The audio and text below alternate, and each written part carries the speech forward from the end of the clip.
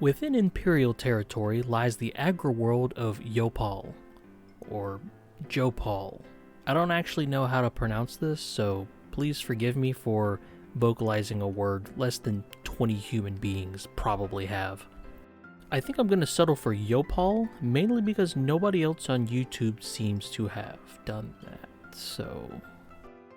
anyways, on the planet of Jopal, people begin accruing debt at birth, meaning that most of their adult life is dedicated to working off those childhood debts, and the debts they are currently gaining simultaneously, making it only slightly better than living in this capitalist hellhole that is America.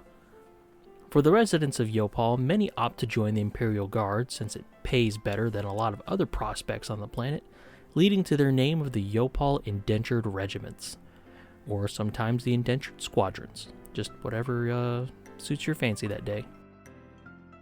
Now when you think of the average guardsman, what do you think of? A young person hopped up on Imperial propaganda, given a cheap lasgun and told to charge the enemy in glorious combat in the name of the Emperor, only to be splattered in about 45 seconds. The people of Jopal are a bit different in their nature. The average Jopal guard is reserved, laid back, with a sort of lax respect for command structures and a strong survival instinct.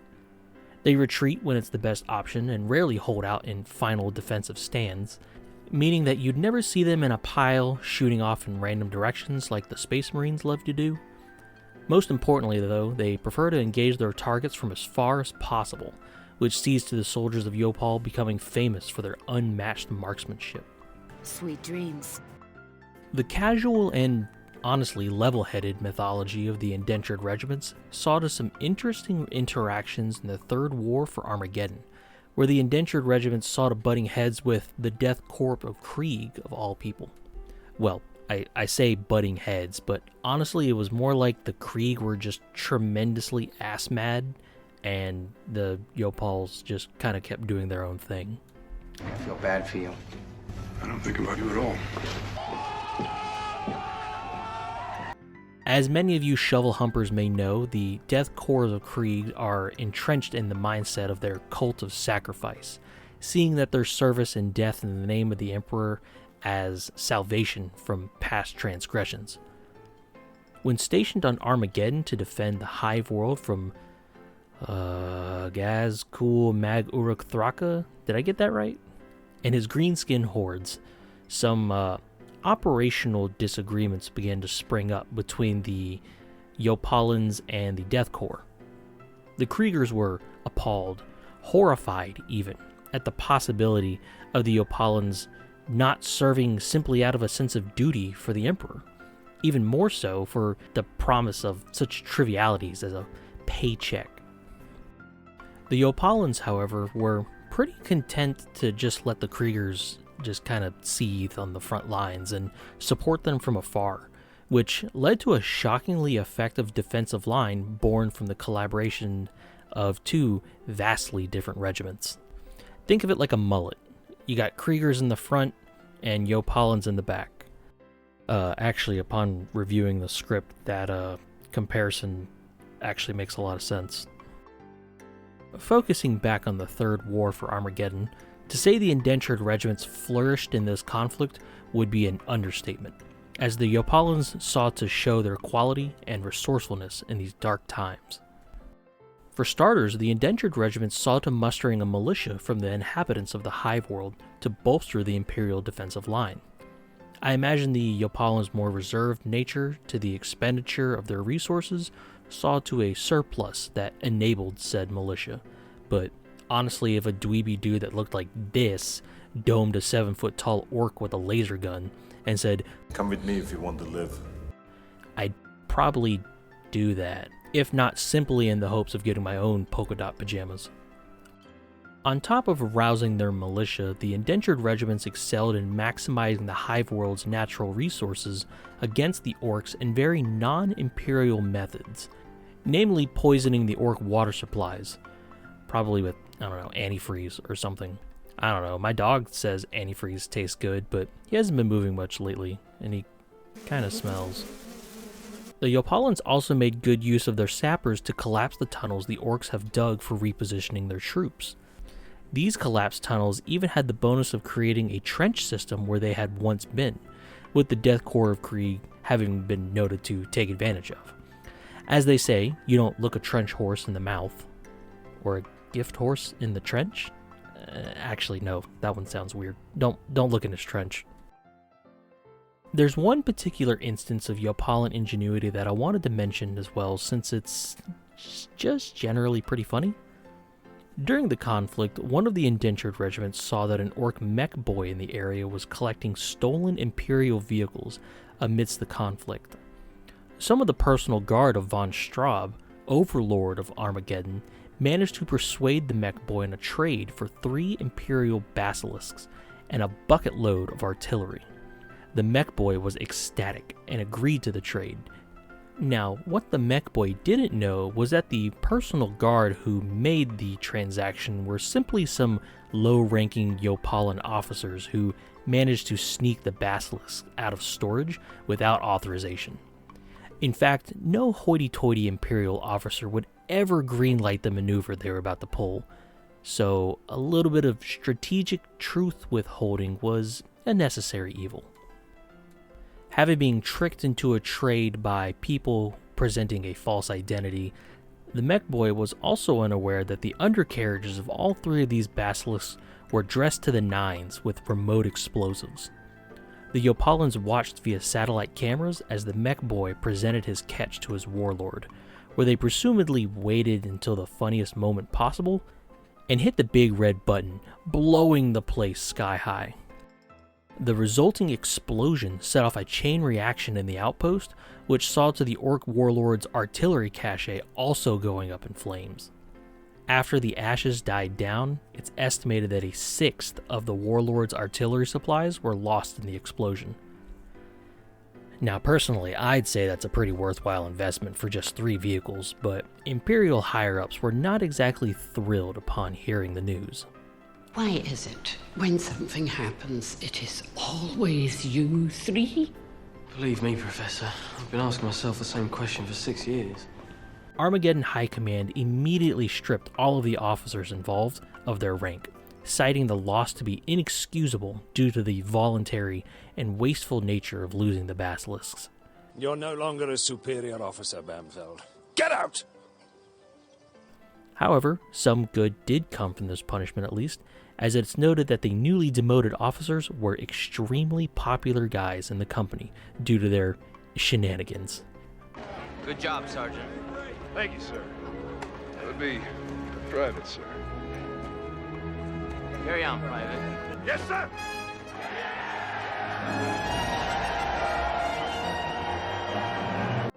Before we start with today's kit bash, we've got to talk about the Jopallan uniform.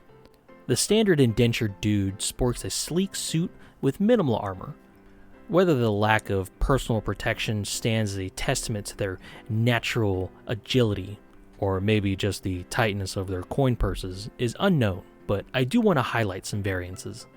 In this magazine shot, the regiment is presented vastly different from the artwork shown. The model uses a member of the old Armageddon Steel Legion set, and it paints it a forest green, which, to my uneducated opinion, doesn't even come close to the artwork. It makes me wonder if this model was a way to maybe quietly reboot or reinvent the regiment, as some people may not have seen their uniform as grim dark enough. Given that they're from an aggro world, a nice dark green would probably be better camouflage than this, whatever the fuck this is.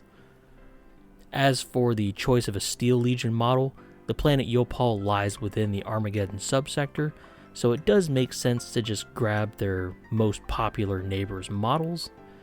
I get it. I don't like it, but I get it. When it came to this series, not only did I want to showcase these older regiments, but also present some options for feasibly building and collecting this army without being a sculpting god. I wanted to use a base model that was vaguely similar to the baggy uniforms the Jopallans use, and settled on these Chindits from Wargames Atlantic, a very popular miniatures company that makes a lot of historical minis, but they also dip their fingers into other genres. I chose the Chindits STL pack, Chindits being the special ops teams of the British armies back in the 1940s. While Wargames Atlantic makes a lot of their range in plastic, this STL pack was actually a pretty good value at just $15, and I could print it and have the minis in hand in just a few hours. For the Warhammer 40k flair, I'm going to be mixing it with another STL set I used a lot in this series, the Master Regiment template from Reptilian Overlords. This is a unit builder for off-brand Cadians that actually looks pretty damn good, and is even designed to be compatible with Command Squad they also sell. More importantly, for $30, you can print as many as you want, as opposed to a unit of 10 for like $60. If you're planning on playing Infantry Guard spam, good luck doing that in plastic. Both file packs I used had unsupported and pre-supported options, so the plan was to plan out my build with all their free-floating unsupported parts, then just swap in what parts I needed that are pre-supported after I've picked everything out. I first import the Chindit bodies into my slicer, Chitu box, and look at the poses. We got a good variety here, so I picked a casual standing pose. With that as our base, I imported a bit I had my eye on, a casual shovel on the shoulder holding pose. I loosely map out the model as I go along to help visualize what my end result will look like before printing out a single bit.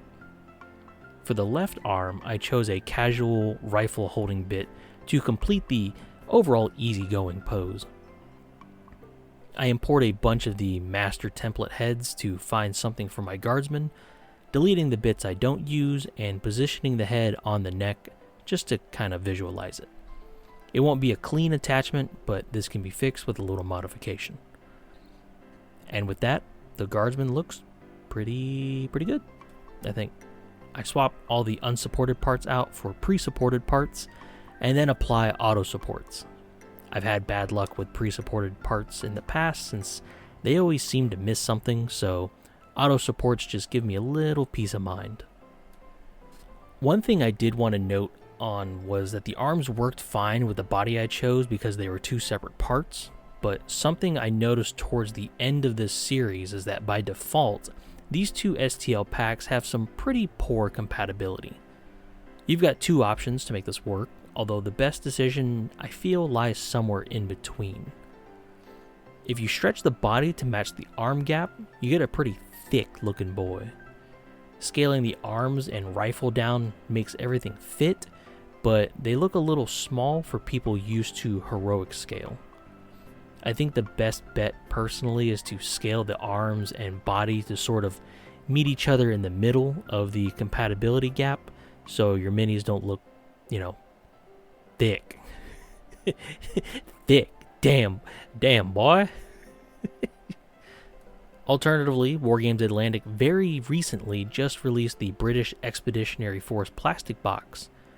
You could try your luck with kitbashing those together with some Cadians or the Master Regiment bits, but hey, having more options is never a bad thing. Just find something that works for you.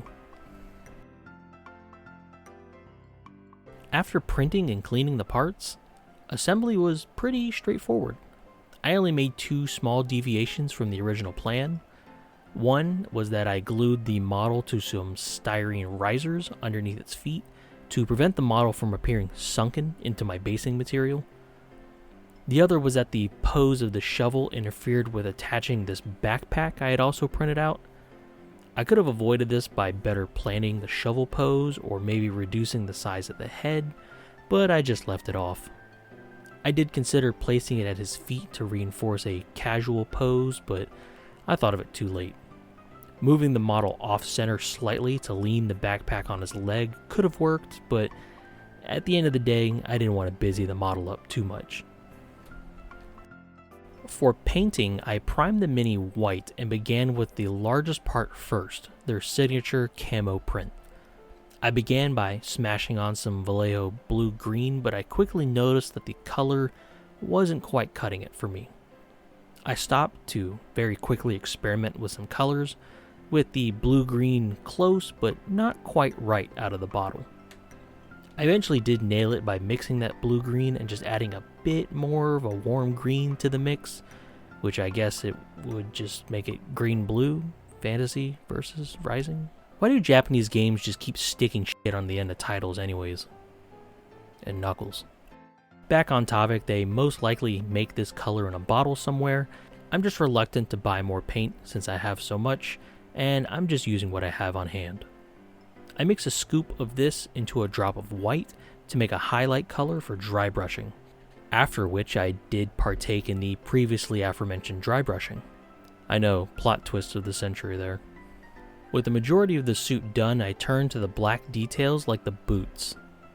I decided to try some speed paint, in particular some Black Templar contrast paint by GW, since I don't really tend to use a lot of speed paints in my projects. For the most part, they did exactly what they needed to, and it was pretty fast, but I don't know. Like, they worked fine on the boots, which would have been a little bothersome to dry brush, but for other areas, I feel like I kind of just had a better result with my normal paints. Maybe it's me, maybe it's just not my style, I don't know. It would definitely be very fast for army painting, though. Oh shit, is that why they call it army painter?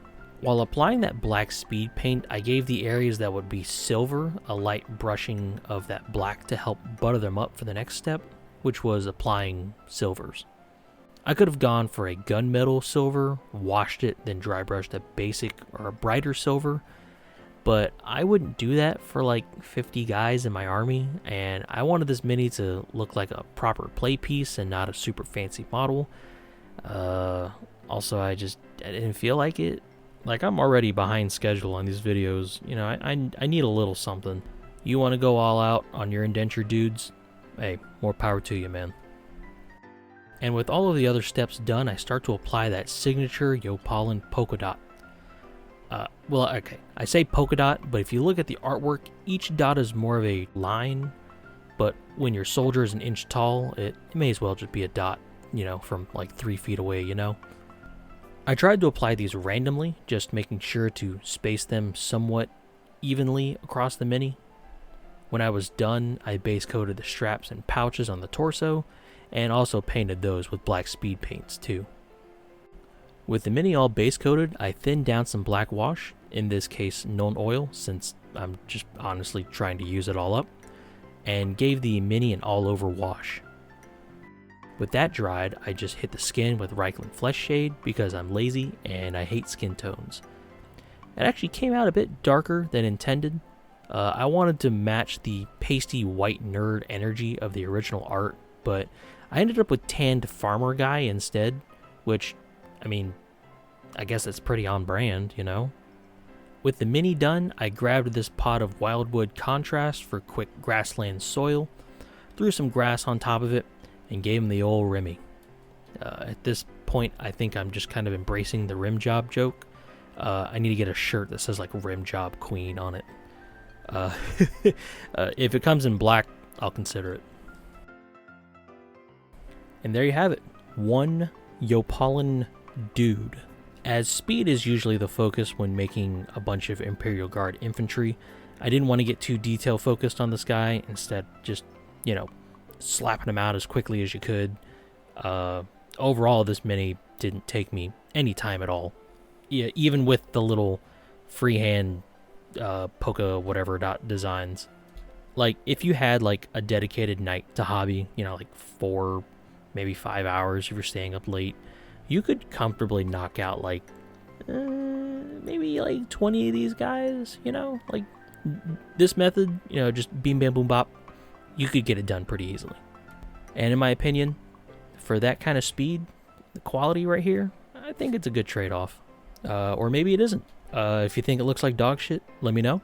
But for a regiment of simple farm folk, I think a simple paint job suits them just fine in blobs of 50 men advancing very rapidly towards your location.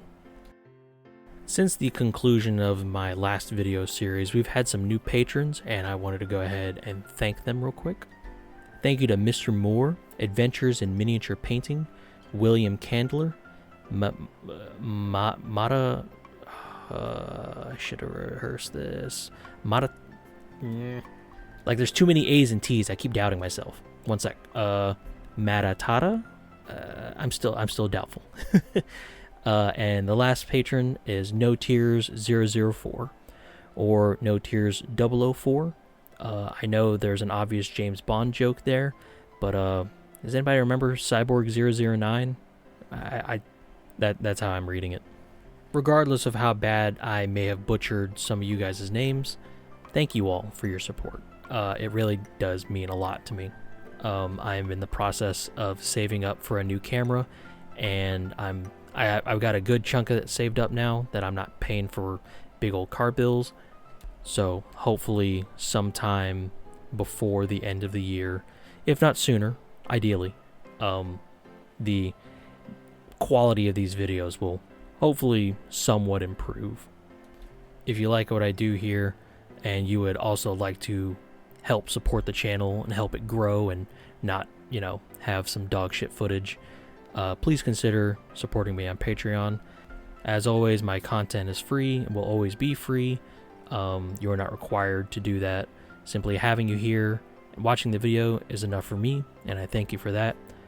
You just do the little extra like, sub, comment if you think I earned it. And with that, these ending segments are never scripted, but I think I'm actually out of things to say. So, without further ado, thank you very much for joining me today, and I'll see you in the next one. So I looked it up out of curiosity. The longest video game title is Summertime High School, A Young Man's Notes. How a new exchange student like myself ran into his childhood friend on the school tour, then for some reason became super popular with the girls for his daily scoops on the school photography club, even though he only takes panty shots, and what he thinks as he goes on dates during his summer of island school life. And Knuckles.